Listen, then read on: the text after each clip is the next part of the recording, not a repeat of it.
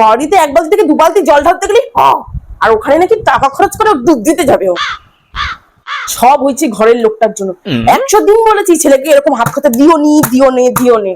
হ্যাঁ, এত মাথায় তুলেছে, পয়সা দিয়ে এখন জমিয়ে সুইমিং পুল যাওয়ার টাকা বানিয়েছে।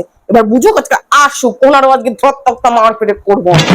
বাড়িতে ফিরের কুয়োর জল আছে, ঢাল না বাবা, যত খুশি ঢাল। না সেটা ঢালবে না, পকেট থেকে পয়সা বার করে অন্য জায়গায় গিয়ে চান করতে যাবে। বাপের জন্মে এমন কথা শুনিনি বাপু। তুই সুইমিং পুলে যাস না বাবা, ওখানে তুই ডুবে যাবি, তুই সাঁতার জানিস না। আরে মা, ওখানে মাজা সমান জল থাকে, মাজা অব্দি জল থাকে।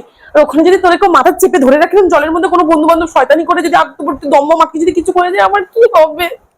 কেন কেউ এরকম করতে যাবে? তবু তুই যাবি তাই তো? ঠিক আছে, মনে আছে তো ক্লাস 8-এ কম নাম্বার পেয়েছিলি বলে খাতা লুকিয়ে রেখেছিলি? তোর বাবাকে বলিনি, এবার আমি বলবো, তুই দেখিস। আমি তো একটা জিনিস বুঝতে পারছি না, যে ছেলে ছোটবেলায় গঙ্গায় পা আঙুল ডুবাতে চাইতো না এত ভয়ে, সে এখন কি করে সুইমিং পুলে চান করতে যাচ্ছে? হ্যাঁ, এগুলো সব বন্ধুগুলোর মাথা খাওয়ানি, আমি সব জানি। একটারও এবার দিক ঘরে ঢুকতে দেবো না। দেখো তুমি, তাতে কি ঠিক করলি? যাবি তাই তো? হ্যাঁ, আমি যাবো। আমার মরা মুখে দিব্যি রইলো, যদি তুই যাস আমি মরে যাবো। তুই এসে আমার মরা মুখ দেখবি, আমি একটা কথা বলে দিলাম। কি বলছো? এবার যেতে পারবি না, এবার দেখি কেমন যাস। এবার তুই আর যেতে পারবি না, আমার মরা মুখে দিব্যি রইলো।